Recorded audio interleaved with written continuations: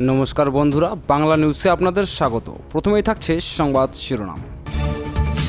শাসক দলের মুখপাত্রের হয়ে অনুমতি দেবে এজি, বিষয়টা ডিলাইটেড হবে না, কল্যাণকে প্রশ্ন হাইকোর্টের। ইয়ে ডর হামে আচ্ছা লাগা, ডাক্তারির সুযোগ ফিরে পেয়ে বললেন শান্তনু। প্রায় 1 বছর পর তিলোত্তমার মামলায় ফের সন্দীপ ঘোষকে বড় নির্দেশ কোর্টের। শান্তনু কি বিজেপিতে যাচ্ছেন, সোজাসাপটা বলে দিলেন। খড়গপুরের প্রবীণ বাম নেতাকে মার, বেবিকে বহিষ্কার করল তৃণমূল। নার্সিংহোমে দাদাগিরির ঘটনায় আগাম জামিন কৌস্তব বাগচির। এতক্ষণ শুনছিলেন সংবাদ শিরোনাম, এখন হবে বিস্তারিত। শাসক দলের মুখপাত্রের হয়ে অনুমতি দেবে এজি, বিষয়টা ডাইলিউটেড হবে না, কল্যাণকে প্রশ্ন হাইকোর্টের। কুণাল ঘোষের বিরুদ্ধে হওয়া আদালত অবমাননার মামলায় বড় প্রশ্নের মুখে পড়তে হলো তার আইনজীবী কল্যাণ বন্দ্যোপাধ্যায়কে। শাসক দলের মুখপাত্রের হয়ে কিভাবে অনুমতি দেবেন রাজ্যের এজি, সেই প্রশ্ন তুলেছেন বিচারপতি সব্যসাচী ভট্টাচার্য। কুণাল ঘোষের পক্ষে ওই মামলায় আদালতে সওয়াল করেছেন কল্যাণ বন্দ্যোপাধ্যায়। তার বক্তব্য, নিয়ম মেনে কুণালের বিরুদ্ধে মামলা হয়নি। নিয়ম হলো আদালত অবমাননার মামলা করতে গেলে এজির কাছে অনুমতি নিতে হয়। কল্যাণের অভিযোগ, এক্ষেত্রে আদালত শতপ্রণোদিত হয়ে মামলা করেছে, ফলে কোনো অনুমতি নেওয়া হয়নি। এই প্রসঙ্গেই এদিন বিচারপতি সব্যসাচী ভট্টাচার্য বলেন, এজি রাজ্যের প্রতিনিধিত্ব করেন, তাহলে এজি রাজ্যের শাসক দলের মুখপাত্রের হয়ে অনুমতি কি দিতে পারেন? তাহলে বিষয়টা ডাইলিউটেড হয়ে যায় না, প্রশ্ন বিচারপতি সব্যসাচী ভট্টাচার্যের। অন্যদিকে কল্যাণ বন্দ্যোপাধ্যায়ের বক্তব্য, রাজ্যের আইনজীবী বা বিচারপতিরা কোনো না কোনো রাজনৈতিক দলকে সমর্থন করেন, তাহলে তারাও কি স্বচ্ছভাবে বিচার করবেন? একথা শুনে বিচারপতি বলেন, এজি রাজ্যের হয়ে সওয়াল করতে পারেন, কিন্তু শাসক দলের মুখপাত্রের হয়ে অনুমতি দিতে পারেন কি? এজির ক্ষেত্রে এমন অভিযোগ গ্রহণযোগ্য নয় বলে দাবি করেন কল্যাণ।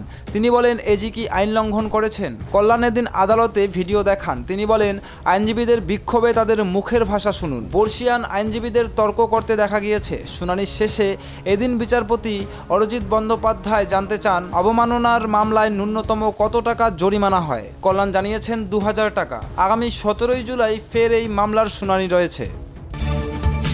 ইয়ে ডর হামে আচ্ছা লাগা, ডাক্তারির সুযোগ ফিরে পেয়ে বললেন শান্তনু। গত 3 জুলাই সাংবাদিক বৈঠক করে রাজ্য মেডিকেল কাউন্সিলের সভাপতি সুদীপ্ত রায় জানিয়েছিলেন, 2 বছরের জন্য শান্তনু সেনের রেজিস্ট্রেশন বাতিল করা হচ্ছে। 2 বছর শান্তনু সেন ডাক্তারি করতে পারবে না বলেই জানানো হয়। সোমবার আদালতের রায়ে সেই নির্দেশ বাতিল হওয়ার পর স্বস্তি ফিরেছে। রেজিস্ট্রেশন বহাল থাকছে, রোগী চিকিৎসার ক্ষেত্রেও কোনো প্রভাব পড়বে না শান্তনুর। আদালত রায় দেওয়ার পর শান্তনু দাবি করলেন, আদতে ভয় পেয়েই তার বিরুদ্ধে এমন একটি সিদ্ধান্ত নেওয়া হয়েছিল। কাউন্সিলের নির্দেশের পর শান্তনু কার্যত চ্যালেঞ্জ ছুড়েছিলেন। তিনি বলেছিলেন, বেশি দিন এই নির্দেশিকা ধোপে টিকবে না। সোমবার সংবাদ মাধ্যমের মুখোমুখি হয়ে শান্তনু বলেন, আমি চ্যালেঞ্জ করে বলেছিলাম, সাহস থাকলে আমাকে সাসপেন্ড করে দেখান। আজ এই অনৈতিক, বেআইনি, দুর্নীতিপরায়ণ, অপরাধ মনস্ক মানুষকে আদালত যোগ্য জবাব দিয়েছে। শান্তনু স্পষ্ট জানিয়েছেন, তিনি আগের মতোই এফআরসিপি ডিগ্রি উল্লেখ করবেন, আগের মতোই প্র্যাকটিসও করতে পারবেন। এরপর শান্তনু সেন সুদীপ্ত রায়কে আক্রমণ করে বলেন যে, চিকিৎসকদের ভয় দেখিয়ে মেডিকেল কাউন্সিলের সভাপতি যেভাবে কাজ করে চলেছেন,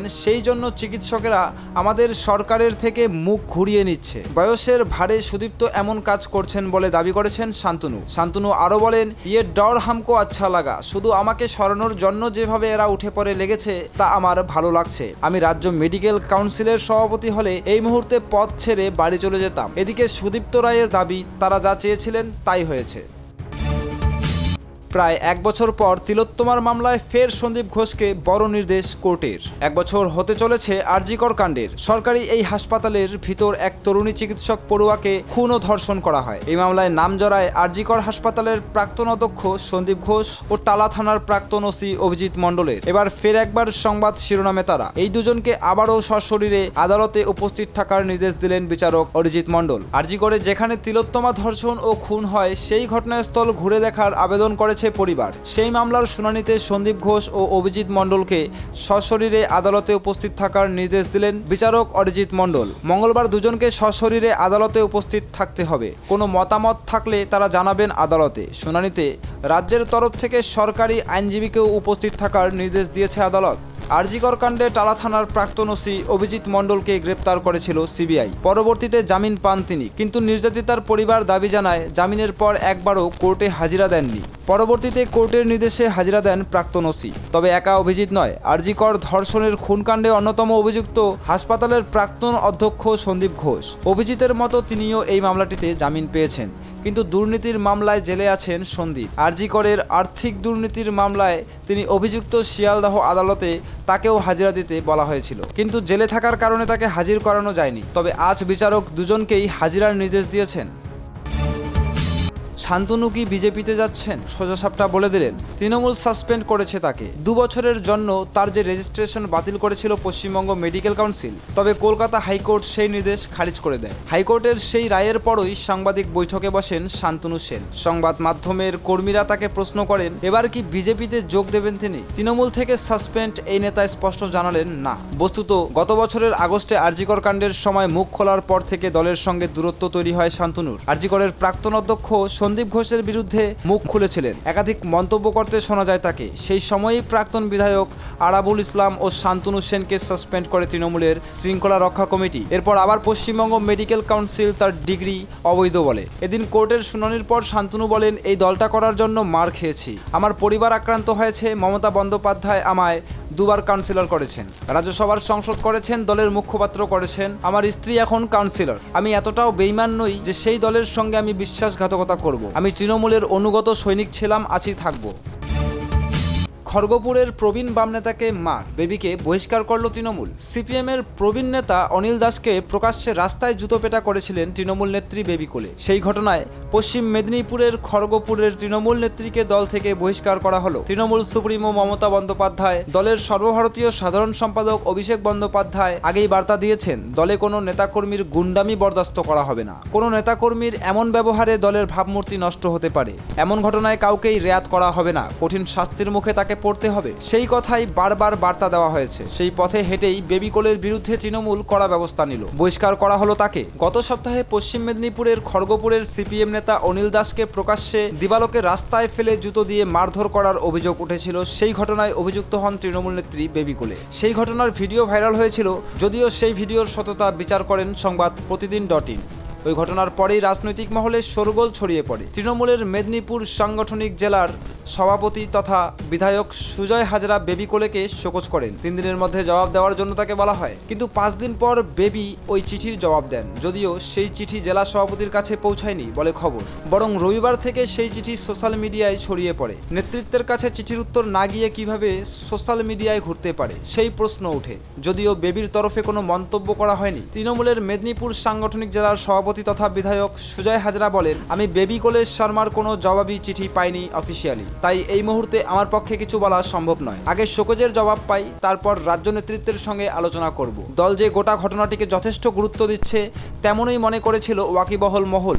আজ সোমবার দুপুরে জানা গেল বহিষ্কার করা হচ্ছে বেবি কোলেকে। এদিন মেদিনীপুর শহরের 21শে জুলাই উপলক্ষে প্রস্তুতি করতে গিয়েছিলেন তৃণমূল নেতা সুব্রত বক্সী, জয়প্রকাশ মজুমদার। একটি বৈঠকও হয় বলে খবর। তারপরেই জানানো হয় বেবি কোলেকে বহিষ্কার করা হয়েছে। ঘটনায় জানাজানি হতে শুরু হয়েছে রাজনৈতিক চর্চা, যদিও এই বিষয়ে বেবি কোলের কোনো মন্তব্য পাওয়া যায়নি।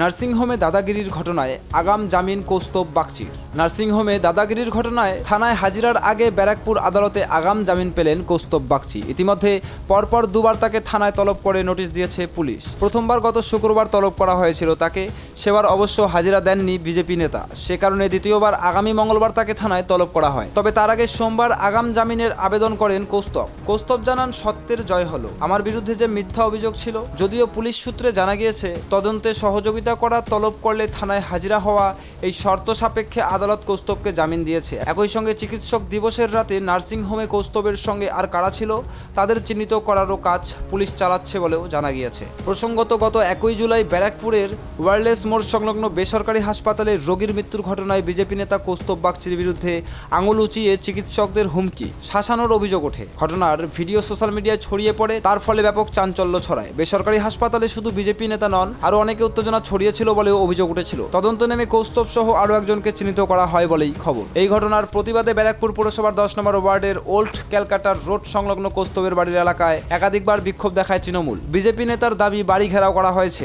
যদিও সে অভিযোগ খারিজ করেছে শাসক শিবির। তাদের দাবি বাড়ি ঘেরাওয়ের কোনো ঘটনা ঘটেনি। বিজেপি নেতা চিকিৎসকদের অশ্লীল ভাষায় গালিগালাজ করে হেনস্থা করেছেন। গণতান্ত্রিক পন্থায় তার প্রতিবাদ জানানো হয়েছে।